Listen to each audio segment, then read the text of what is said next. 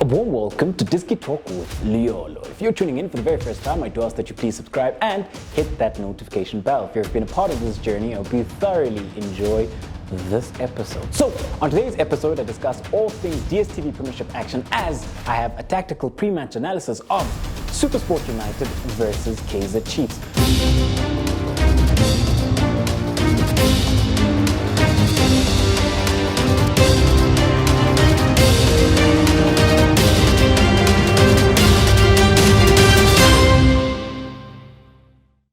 So it is Supersport United in third place with 48 points versus Kaizer Chiefs in fourth place with 44 points. So as things stand then, Supersport United are third and they currently sit 2 points behind Orlando Pirates. So it still is an outside chance for them to actually finish within the second place. That is if they win both games and Orlando Pirates then drop points on the other side. However, on today's episode then, the focus is Supersport United versus Kaizer Chiefs. It is third versus fourth. And Gavin Hunt then is coming up against his former side. So when you have a look at it then, the blue team will represent Supersport United and then the red team will represent Kaizer Chiefs. When you have a look at Supersport United then, they do line up with a 4-4-2. And in goals then, they do start with Goss. At left back, you do have Pasera. As the left-sided centre-back, you've got Ditlogwe. As the right-sided centre-back, you've got Tulani Hlatshwayo. And then at right-back, you do then have Keegan Johannes. And then when you have a look at their midfield then, you've got Magaman, and then you've got Ndlovu. Off the left-hand side, you've got Maseko. Off the right-hand side, you do have Weber. And then up top, you've got Grobler, and then you've got Lungu as well. So with this Supersport United side then, with regards to what do they look like in possession. So this Supersport United side then is a side then that plays a very direct and aggressive brand with regards then to how they look to penetrate in the wide areas and bring those balls in. Also very good then when it comes to set pieces. So in build-up then, the Supersport side is quite situational because if there is space for them with regards to looking to build up, then they would if there isn't any opposition pressure. But in most cases, they would go long and look then to play off the second ball. But what is key then with this Supersport United side then is that sometimes what you will see then is that the fullbacks do tend to invert. So ball side fullback, for example, if Ditlogwe has it there, what you would see then is the fullback would be looking to invert, which then creates that passing lane into the winger. And then if it's on the right-hand side, you would see the same with Johannes looking to come in, and then they'd be looking to play Weber. So that is also a key aspect of what Supersport United do then with regards to first phase, even in second phase at times where you've got the two fullbacks then looking to invert. Moving on then right along, when you do have a look at them then further up the field. So further up the field, what do they look like? So on the left-hand side then, for example, let's just push those two up, push Weber in there, and push those two, push them up. So what you would see then is, for example, let's say Maseko has the ball within this left wide channel. You'd see them looking to attack the box. One of the midfielders then looking to join in, and then one would sit back. So that is a shape that you would see. That is a picture that you would see. And then if Pasera has gone on the overlap, then you'd see Maseko there. That would be the ball side fullback, and then far side fullback in Johannes, who just maintain that deep pocket of space on the right hand side. So that is Supersport United then with regards to what do they look like in possession. So when you have a look at their strength then and what they look to do with regards to their wide penetration. So a lot of the times then is creating that qualitative 1v1 superiority for a player like Maseko, because he's very good then with regards to those 1v1 situations, can go on the outside, and once he does go on the outside, he does look to deliver a very good ball into the box. What you also see then from this, from Thapelo Maseko, who is their key player then, is how then he's able then to often find himself within that half space, and he has scored a goal then coming then from that pocket of space where then he has been able to drift in. Whenever then the ball is on the right hand side, you'd see him tucking in a lot more and looking to attack the box. He has scored a couple of goals for the Supersport United side.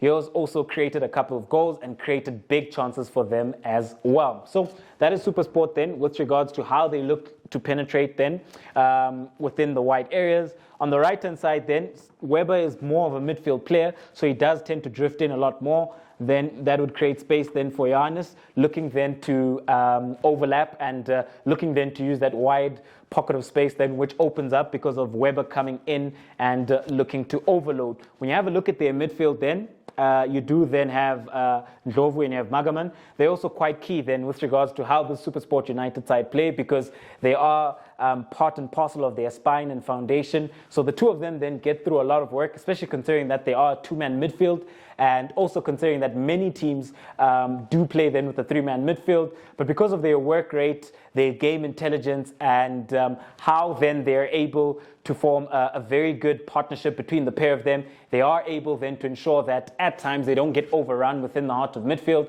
where they have very good performances. So when one goes, one would look to stay, and vice versa. So naturally, so both of them are eights, playing within a double pivot, so they do go box to box. And what I like about them is that they do a bit of everything. So that is Supersport United. And then when you have a look at their set pieces, which is also a key element with regards to how they look to play, Weber then becomes key with regards to his delivery, because he does take most set pieces with regards to the crosses and the corners as well. And then you do have the aerial threat then. You'd have the aerial threat then of Ditlokwe. You'd have the aerial threat of Tyson. And then you'd also have Bradley Grobler as well. Those three become key then with regards to looking to get onto the end of those crosses and those set pieces as well. Another key aspect then of what Supersport United look to do, they do look to press. So when they press, they do look to press with two-man, and they would press with Grobler and they would press with Lungu as well. So that is Supersport United then with regards to what do they look like in possession, some of their strengths and some of their key players as well. A downside with regards to this Supersport United side then is their slow defensive line. So a lot of the times then you would see them then when they have pushed up and they have employed a high line, there is the space to exploit. So when you have quick players who are able to get in behind them, they are able then to exploit it, especially then when you have a look at the right-hand side, because when you look at Johannes then, 1v1 then, he is a liability. And I would say that because a lot of wingers then have been able then to exploit this right-hand side of this Supersport United side. So a lot of teams then would be able then to overload with regards to the wide area, and then they would be looking then to utilize this right-hand side, where then they're looking then to attack. So you do have a slow defensive line, and which often employ a high line. So there is space then for them to actually look to get behind this line. And also then when you have a look at Johannes, who is 1v1 superior with regards to those 1v1 duels within the wide areas, teams can look then to get at them. So that is one of their weaknesses then. And if Kaizer Chiefs are able to utilize the speed that they have in abundance, and they are able to get in behind Supersport United's defensive line, they could look then to score a couple of goals. So that is Supersport United then with regards to their weakness. Without the ball, what do they look like? So they do spend quite a lot of time then without the ball. But what makes them very good then and very difficult to break down is how they look to manage lateral and vertical space in between the lines. So what they do then is come into this very compact 4-4-2 block. So it becomes very, very difficult for opposition then looking then to break them down. From this very compact low and mid block, they are also able then to utilize their speed with regards to offensive transitions and looking then to counter-attack successfully, especially considering when you've got the speed of Lungu and you've got Maseko as well. That is Supersport United then with regards to how do they look to go about things. Off the bench then, you do have a couple of very good players who can always come on and look to make an impact. So you do then have Masanganye off the bench. You do have Gabuza as well. And those are just a couple of players then who can come off the bench and make an impact for this Supersport United side, especially considering then how they look to play. And when you then move on then right along, let's have a look at Kaizer Chiefs. So we have a look at Kaizer Chiefs then. They have been lining up then with a 4-2-3-1. So the last time out then within the Soweto Derby, they did start with Frosler off the right-hand side. And then as the right-sided centre-back, they started with Ngezana. And then as the left-sided centre-back, they started with David Milson. At left-back, they did start with Hlanti. Within the heart of midfield, they started with Mart and they started with Sitebe. Off the right-hand side, then, they did start with Solomons. And then as a 10, they started with Zwane. And then off the left-hand side, they did start with Saile. And then they did start with Dupree. So that is what this Kaizer Chiefs side then lined up like then the last time out against the Orlando Pirates within the derby. But we do know that there are a couple of options that could always come in. For example, you've got Ndu, who can always look to come in at 10. Off the left-hand side, you also have Mashiane, who can also come off the left-hand side. You do have Sekota as well. Those are a couple of options that Kaizer Chiefs do have with regards to the personnel within their 4-2-3-1 system. But when you have a look at Kaizer Chiefs, then what do they look like in build-up and in possession of the ball? So when you have a look at this Kaizer Chiefs side, they are quite situational with regards to how they look to build up. So if there isn't any opposition pressure, then they would be looking then to go short. And you would have Sitebe, who does drop as deepest, looking then to act as the first receiver, as he does play the deepest between him and Mart. So he does play as sort of the sixth then within this Kaizer Chiefs side. But because they're coming up against Supersport United, I do know that Supersport United will be looking to press them, especially with two men like that. So what you will see then from this Kaizer Chiefs side then is looking to bypass the first line of pressure, looking to go long, and then looking to play off the second ball. Further up the pitch then, what would they look like? So what you would see then is that Frosler would be looking to bomb forward a lot of the times, looking to overlap. So if Frosler has overlap, let's just push the rest of those players up there.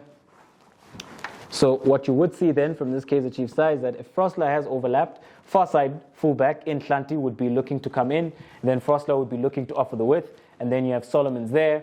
But you could also have that picture because Solomons does prefer to offer maximum width with regards to being within that right wide channel. And that is what then they would look like, having then the rest of the players then looking to attack the box. So that is Kaizer Chiefs then with regards to what they look like in possession of the ball, be it in second and in third phase as well. When you have a look at key player then for this Kaizer Chiefs side then, it is Ashley Dupree. So when you have a look at Ashley Dupree, especially considering how Supersport United have a very slow defensive line and they do often employ a high line. So Ashley Dupree becomes very key coming into this game because then the space in behind, he could look to make use of it, especially considering then that he's very good at attacking space in behind, very good then with regards to offensive transitions and counter-attacks as well, because of how he uses his speed. And even when you consider then his final ball, because he does have very good technical ability with regards to his final ball, where he is able then to find a man either with the pass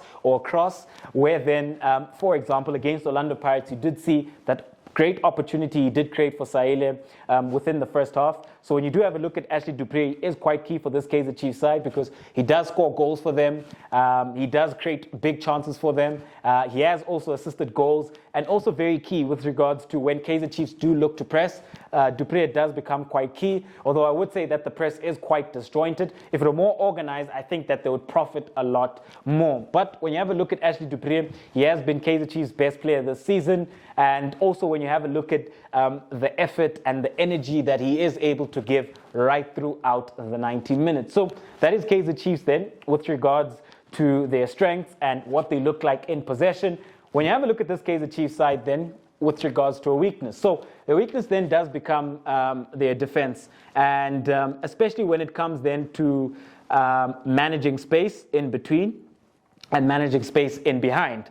And also when it comes then to dealing with crosses and set pieces. And I say that in relation to Supersport United because that is Supersport United's strength. So this Kaizer Chiefs side then defensively have been very poor this season, and they've conceded so many goals. And irrespective of who comes into that defense, they don't seem to be able then to keep clean sheets. So that is Kaizer Chiefs then with regards to their weakness. And I would also say that sometimes their press being disjointed can also be a problem because then teams then can play through their disjointed press, and they can look to work the ball through the thirds a lot quicker. That is Kaizer Chiefs then with regards to their weaknesses. And then when you have a look at them without the ball, what do they look like? So when they do look to press, sometimes what you would see is the 10 would be looking then to join to Preez. Sometimes then it would then sort of become like that. You have the 10 just behind. Sometimes the 10 would join to Preez like that.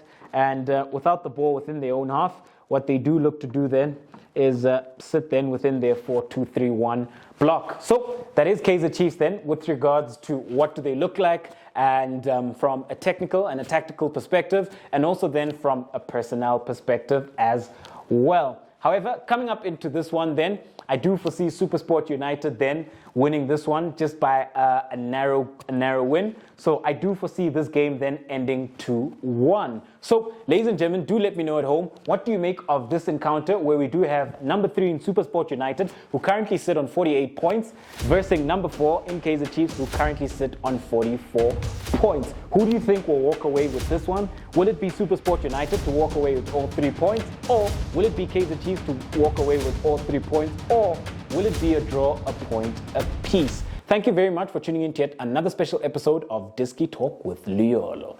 Signing out.